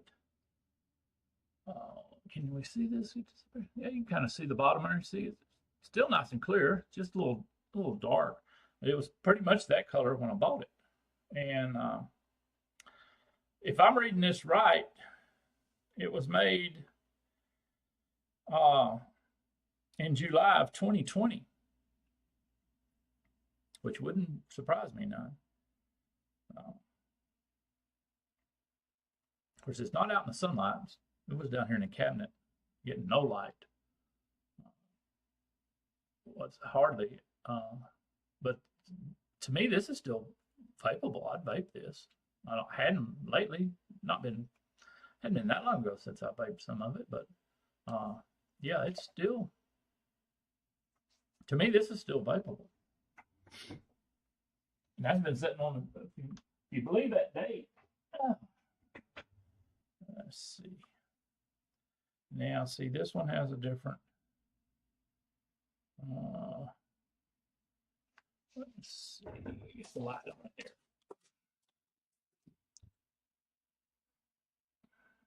See, this one just has a damn code that I guess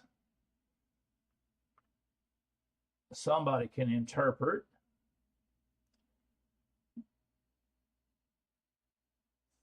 But it's not user friendly. The code on that one is not user friendly. But the reason I wanted to look at it, it's a little newer than this other one. But it's been down there at least a year. It's fine. Most of the store-bought stuff, I think Hey, Aaron, how you doing, buddy? You almost missed us. Thanks for dropping by.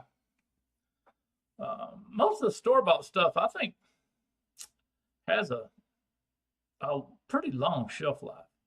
Um, nicotine might not be quite as strong as it was when they first mixed it, but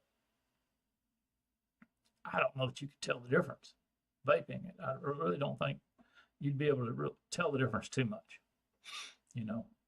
The taste, it'd be steep to hell, uh, and a long steep affects the flavor quite a bit, depending on the recipe. But the flavor would be affected more than the nicotine would, just from the fact that it's steeped so long. What I've seen on my mixes, because I don't never hardly intentionally steep something, but if it's a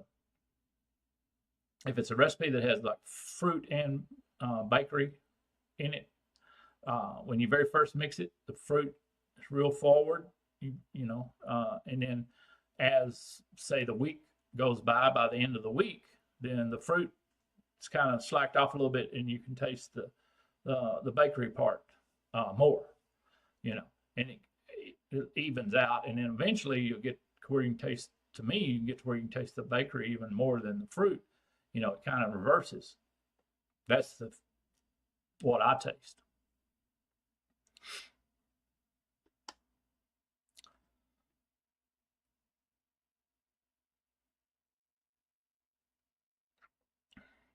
And flavorings are about the same as, there's a shelf life on them too. And they'll get too dark to the point I don't want to use them, but we're talking years. And they'll get too dark, or the taste will totally change into something else. The smell will change, and you just got to pitch them in the trash then. But you're talking at least a year or maybe more. Some of them don't ever change.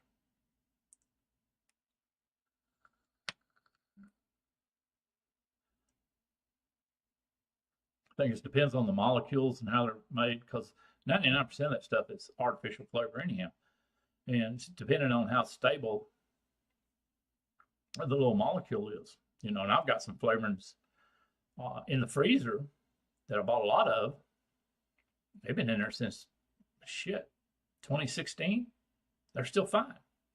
They're still just as clear as they was when I bought them, and taste exactly the same, but they've been, in the freezer.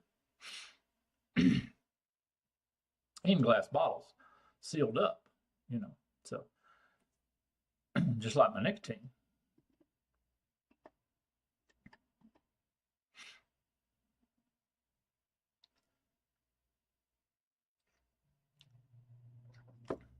Aaron, I'm actually doing pretty good today. Best I've had this week. Yesterday, my sinuses messed with me because the weather changed out here and went back to being normal, normal desert, hot and dry instead of a little damp. And so my sinuses messed with me. And earlier in the week, I had a bad catch in this shoulder, like I'd slept on it wrong or something. And I couldn't do this. I was like, I had it, I wished I'd had a sling to put it in. That's how bad it was, but it's almost back totally normal now. Wished I could figure out what the hell I did to cause it, so I could not do it anymore. My best guess was I might have hyperextended it when I was loading my truck at the market, but so I've got some big weights that I put on my my canopies so the wind don't blow them away. And that's the heaviest thing I got. They weigh about, probably about 40 pounds a piece. And I think I might have, when I was loading them up, I might have hyperextended that shoulder somehow.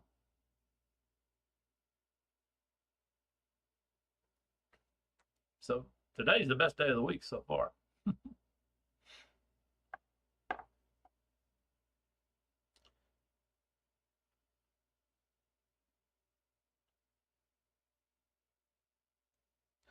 I got to get healed up definitely by Friday because that's the day I got to bake on. I actually have to work. I did go out in the garage this morning and start an experiment because I have some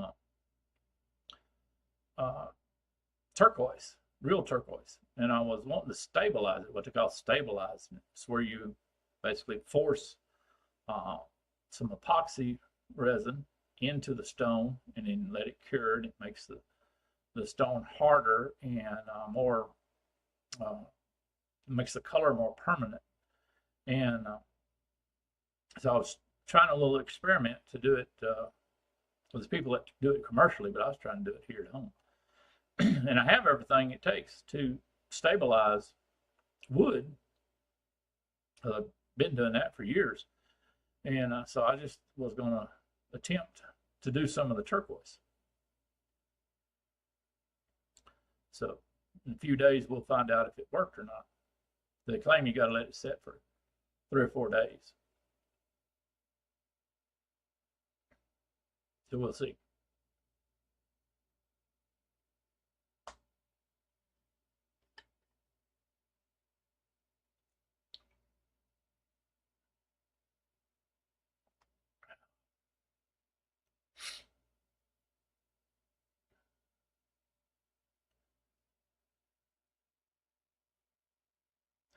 Well, actually, Neil, yes. Me and a friend of mine, in fact, I got one in here. Yeah, yeah.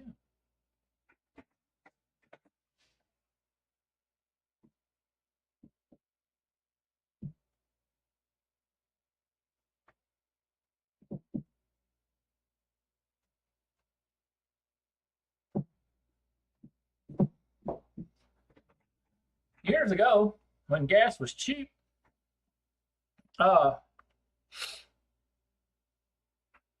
you know, there's a gold mine 20 miles down the road from my house.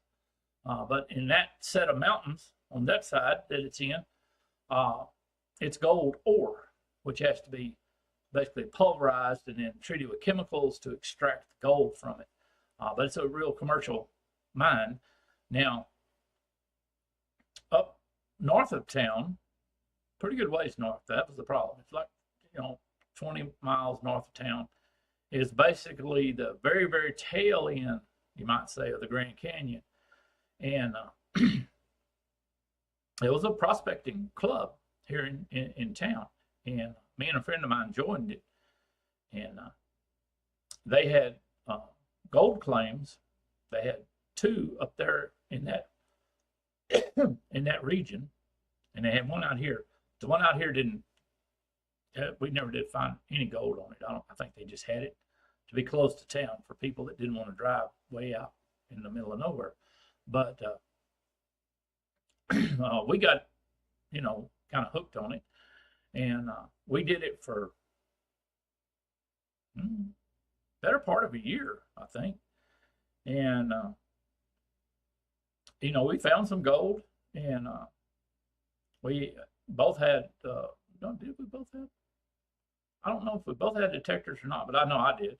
I had a real good one, and but we basically did what's called dry washing, which is similar to the normal way you see people, hobbyists or weekenders, going for gold. But when you don't have no running water, you use air instead of the water to separate the gold from the dirt and whatnot. But it was fun. It was a good little hobby. Problem was, gas got too expensive because it was long ways out there, and you wouldn't find enough gold to pay for your gas. So we kind of quit doing it. But at the very end, this buddy of mine, because he had read the first book I wrote. He says, "You need to write a book on this." And I said, all right. So anyhow, here's the book. It's called The White Elephant's Gold. And it's fiction. It's not a how-to book. It's fiction. But anyhow, I do know about that kind of stuff. I actually wrote a book on it. Yeah, Neil, the trouble out in California is they've made it illegal in so many places. And there's certain, what do they call them? I think they called them dredges, these little mini dredges. I think it was a dredge. I've been something else. Anyhow, they made them totally like illegal in, I think, the whole damn state. And they're so restrictive out there. You got to be like, you sneak in and sneak out type deal, you know, and hope you don't get caught. They've made it, you know, extremely hard for the weekend prospector in the state of California. Of course, they've done that to just about everything, but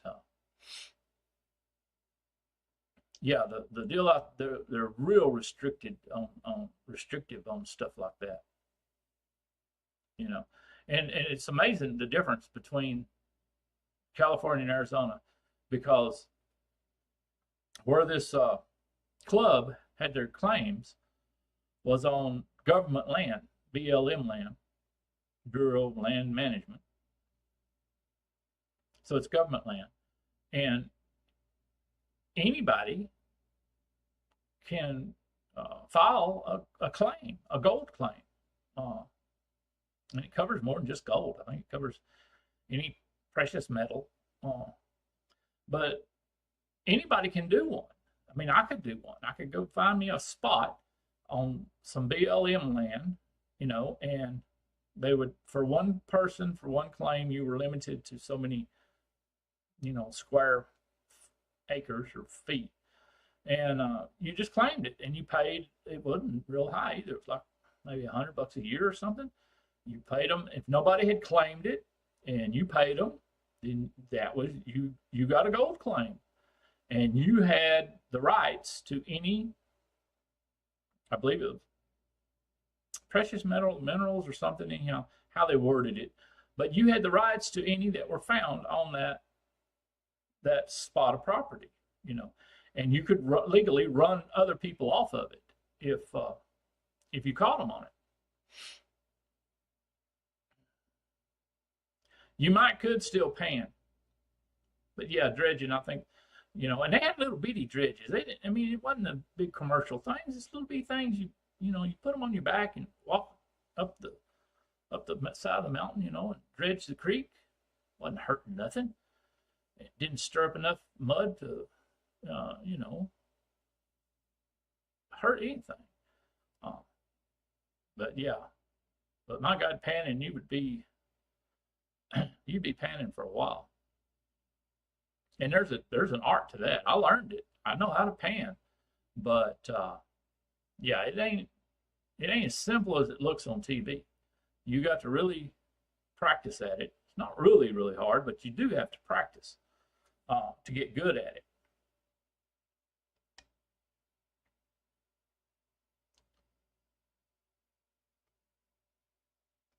Because a lot of the people that would go out where we went, the little machines we took, would just basically condense 20 gallons of raw dirt into a coffee jar of concentrates, where it was still dirt, but if there was any gold to be had, it was in there. And then a lot of them that didn't want to go to the expense of buying some more machinery, they would water pan that concentrate when they got home. You know, they wouldn't do it out in the middle of the desert. They just wait till they got home, and they would pan it and get the gold out.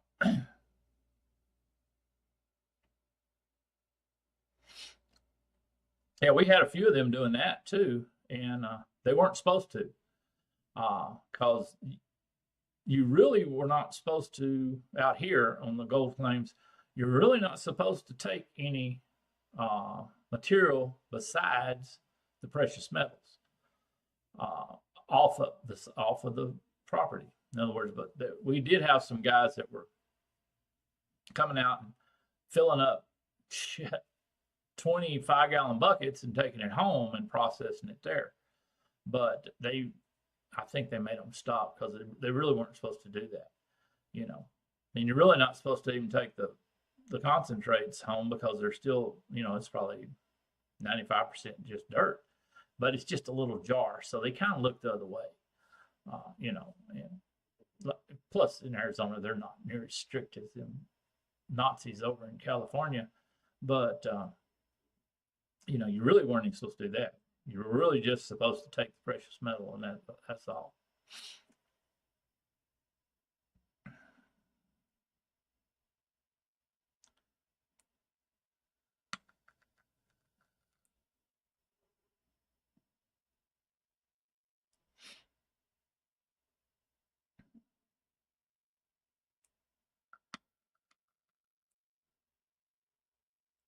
But it was a lot of fun, and believe it or not, the whole time. Now in the book, the old boy, it's about a weekend prospector, and the old boy encounters a big old rattlesnake. But the whole time we went for a year or more. I never saw the first snake out there. I see them; they crawl up on my damn back porch all the time, and see them in my yard all the time. See them on the road all the time. I never encountered one out there. You know, and we were turning over rocks, we were digging holes, you know, walking up dry creek beds, all that kind of stuff, you know, and I never encountered one out there.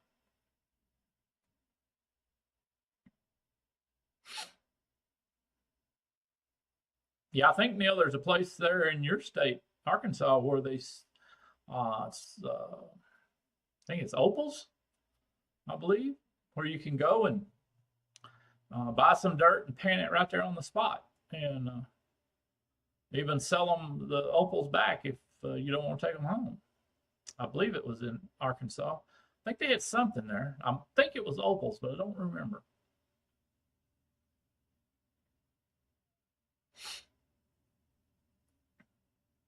The guy that come did the electrical engineer that come set the things for my electric lines and poles, said that, and he had some in the truck because, you know, they're out walking right-of-ways and shit. Anyhow, over here on the mountain range that has the gold ore, he claimed there was a bunch of opals over there. And he even had picked up a few and had them there in his truck and showed them to me. Of course, they were, you know, raw and unfinished and whatnot.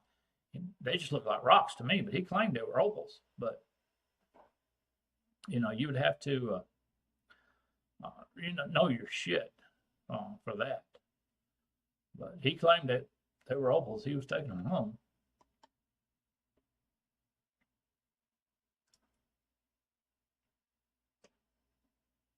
I couldn't tell they were valuable by looking at them. And they got a lot of, now I tell you what, you can find out here. Of course, you can find geodes if you know how to look, what the rock looks like and feel the weight of it. And you can find meteorites. And the metal detector will pick up the meteorite because it will be just like an ultra strong signal. It'll usually override any filter you got on it, because a lot of times, you know, you'll filter out some of the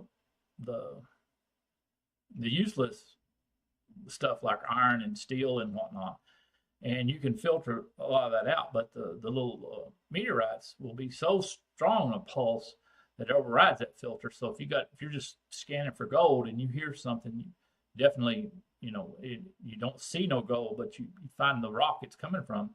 A lot of times it's a meteorite, and the people that buy the gold will buy them, and usually almost give you more for them, depending on what the price of gold is and how big they are.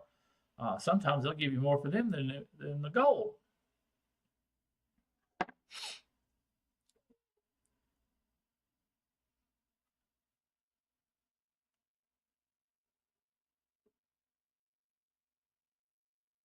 But I never did. I never did. Now I never did use my metal detector and just flat go hunting for big nuggets and that kind of stuff. Uh, I never did do that. We always just found a spot in a wash that looked good and dug down till we got to a certain layer of dirt and then processed that dirt.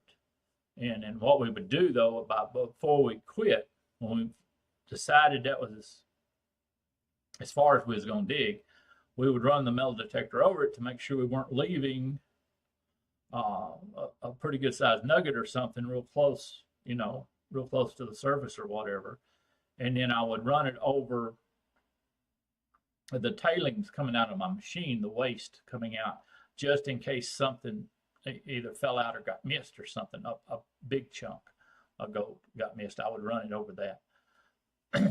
That was the only reason I even had one.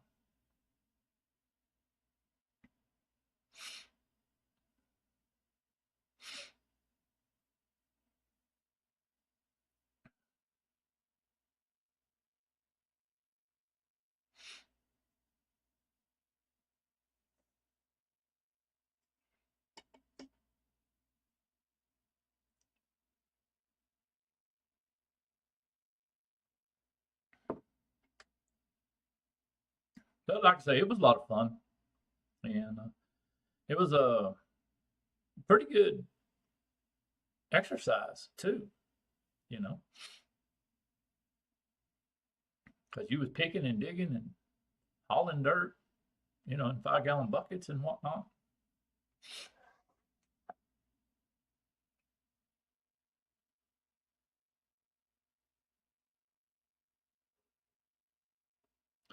And really, the summertime, the heat didn't bother us too much because I always took one of my canopies and set it up so we would have some shade, and that's where we put our machines to process the dirt. And in the middle of summer, it would be a real desert out there.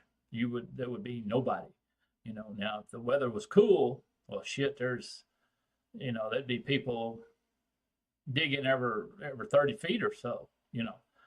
And once they got hot, they left. They evaporated like the water did.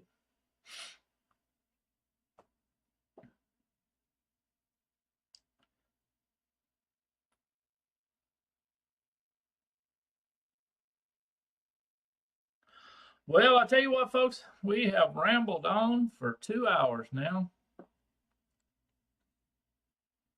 I think we're going to call it quits for today. I want to thank everybody for coming in chat.